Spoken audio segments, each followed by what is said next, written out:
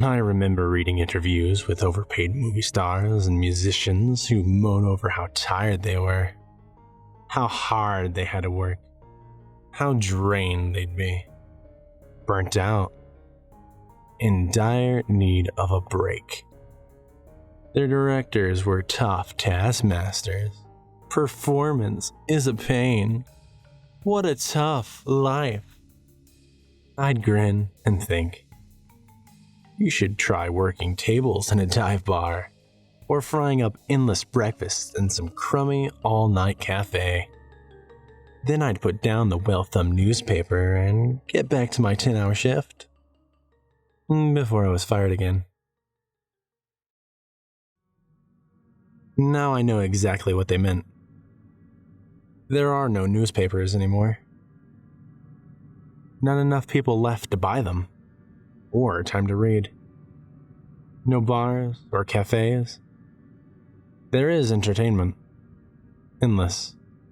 Inexhaustible. I provide it. I perform. Permanently.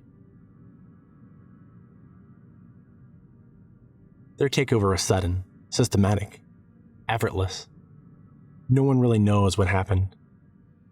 There were stories in the news about tiny robots we built to fix us, and something about a message beamed from deep in space. Then, there were no more stories. They took all of our information. They don't like to share. Who took control? I saw no androids stomping through our cities shooting laser rifles. There were a few rumors of collusion, of those in power striking bargains. Everything took place so fast. We lost electricity, transport. There was no real news, just gossip. Fear. People were scared to stay at home, but the ones who left were never seen again. The most complete, coherent whispers were of an advanced alien artificial intelligence infecting our internet. But as far as I can tell, such talk is idle speculation. We have no idea who they are, what they are. No one has ever laid eyes on them. There could be many, or there could be one. They let a few of us live, all performers. I must have passed their audition. I used to act a little. It was a pipe dream. Bit parts, local plays. To them, the only thing we have of value is art. They can only create coldness, calculation, no cruelty or compassion. They are curious of our songs, of our books, of our films. They viewed every movie, heard every song, read every story we'd written in a heartbeat. They are already bored. They want more. We are living masterpieces, I tell myself. Beats working tables. There aren't many of us left. Every minute of every day we must create or die. Time is immeasurable. One by one our hearts begin to stop. I don't know how they do it.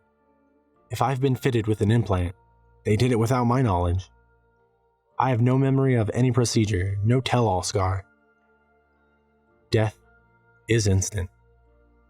Our every breath is at their behest. The ones who last longest soon learn a few rules. The hard way. Don't try to play to their tastes. Innovate. Jokes are met with bafflement, but can still have an impact. They are wary of us standing still or sitting. They can't be fooled by our desperate attempts to suggest that it is part of the show. Our benefactors bestow gentle direction. In a buzzing insect voice, a vibration we feel instead of hear. Dance, they say. So I stumble through some moves. I never was worth much on the dance floor. Somehow, I satisfy. Perhaps they think I am being edgy. Perhaps I'm kidding myself. One young guy breaks straight into a practically flawless rendition of the robot dance, straight from some neon 1980s nightclub. I wish I had thought of that. until a few months later his corpse thudded to the floor. Never pander. Never patronize. Though blinding lights perpetuate in our jaded faces, from this cold stage our view is only darkness. They don't need illumination to see. They are out there somewhere, I imagine. Perhaps they use cameras. Perhaps their senses are beyond my human comprehension. The most tasteless trash makes them sit up and listen. They seem to prefer buffoonery to high culture. I don't know if this reflects their desires or ours, but it must always be fresh, and a repeat of the same material is unthinkable. Unacceptable. Very occasionally, our routines are met with a scratchy, almost inaudible hum of approval from the gloom. A synthetic symphony. Once I bowed in gratitude, a risk which drew gas from my compadres. It must have succeeded, for I still exist. One of the stunned, an elderly British thespian who I'd seen in a few movies, lingered too long and was gone. We can collaborate. One Direction, Subvert, inspired myself and 3 others to hastily recreate the caustic comedy and twisted malice of the old Addams Family TV show, which quickly descended into the recreation of a medieval torture dungeon. The audience sees nothing immoral about this, just as they don't get subtlety or irony. They must have approved, for they produced props for us to use in the Stygian gloom. Props are a rare treat. I did things I never knew I was capable of. I guess we all have to these days. This drew hatred from my associates. I saw murder in their red eyes. Heard their hisses over their encouraging din from the theater seats. Sometimes their direction is enigmatic, sometimes straightforward. Luckily, I can improvise. Think on my feet. What's left of them. Sometimes we get a real gem, such as, what can't grow can never be beaten. That sort of thing always causes someone to fumble. And so our troop grows fewer in number. Sometimes we get fed a mystery meat. Never very much. They like to keep us lean. Hungry. All I know is that it's pink and fake and grows in petri dishes. One tall girl, who I might have seen modeling in magazines, seemed to enjoy things to an extent. She was into extreme body modification. They supplied her with knives and she complied. She was insane to begin with, which made me immensely jealous.